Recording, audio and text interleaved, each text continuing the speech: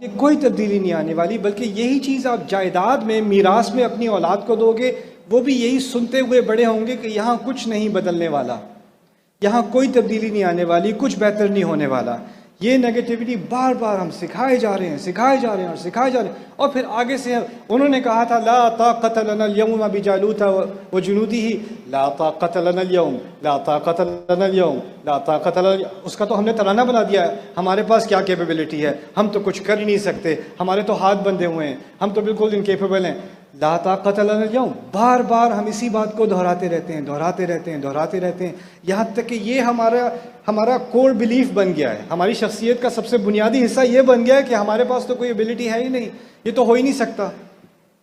और फिर वो बात जो अल्लाह ताला ने कही है ना कि थोड़े से लोग होते हैं जो अगर हिम्मत कर लेना,